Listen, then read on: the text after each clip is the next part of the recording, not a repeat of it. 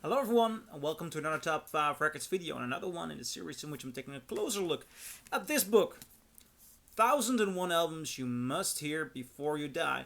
And I'm asking the question, does this album belong in this book? And today I'm going to be talking about a rather interesting album. I have here the first album, self-titled, by the New York Dolls. And this has been in my collection for about 2 years. I just checked it on Discogs. I hadn't given it a spin in 2 years. And to be quite frank, I don't understand why.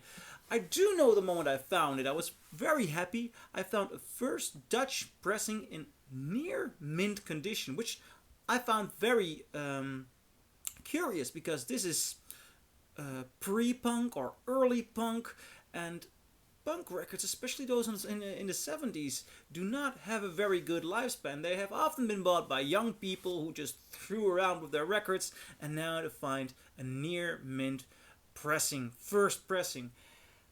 Somehow I didn't give it a spin until last week. I've been reading the biography by Morrissey the last couple of weeks, and he talks incredibly enthusiastic about this album. This is for him one of the most important musical records ever made. He speaks about the lyrics and especially about the guts and the fact that these men are in touch with, let's say, their feminine side. They dress up as women, so there is an element of femininity there in a time in which it was completely not allowed. I was reading into this album, and there was somebody who was working for a New York record company in those days, and she said that you didn't speak about the New York Dolls in 1973. She was a friend of them of theirs. She said, if you'd say that you were a friend of the New York Dolls, people would think that it was the same as being befriended with a gangster or a mobster, you know. There were a lot of reasons for that, because there was a lot of homophobia, but also homosexuality was still, I believe, punishable in a certain extent or in a certain degree. So these guys dressing up as women were seen as a threat. Now, today, I mean, here in the Netherlands, it's even Pride. There's nothing shocking or controversial about this cover or this attitude, at least not to me. So I was wondering, does this still hold? Or is the dressing up as women and making punk music nothing more than an act? And was it interesting for a young Morrissey? Because young Morrissey was also himself in those days struggling with feminine elements or different sexual orientations. So I put this record on, and obviously the first song, Personality Crisis, I recognized that.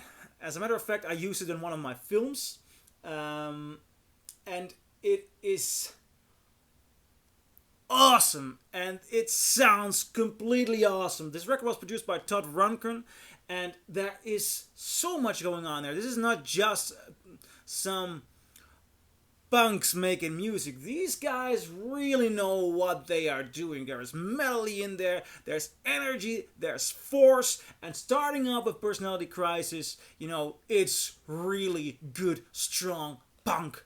But having said that, I was wondering, will this record contain on this level? Because it reminds me of this remark David Bowie did in 1977 or 1976. He said, you can never make a masterpiece of a punk album. I think he's wrong, but punk, the 3-chord structure, and to just keep on repeating that, sometimes when you listen to an entire punk album, you kind of get the structure, you get where it's going, and it starts to bore. So that was what I was afraid of, and that is, when I was listening to Personality Crisis, what I was afraid of when I would put it on for the first time. Am I gonna experience a repetition? And that is the wonderful thing with the New York Dolls. It does not. This is a punk band, or a pre-punk band, who has a lot of diversity in their writing, in their songs.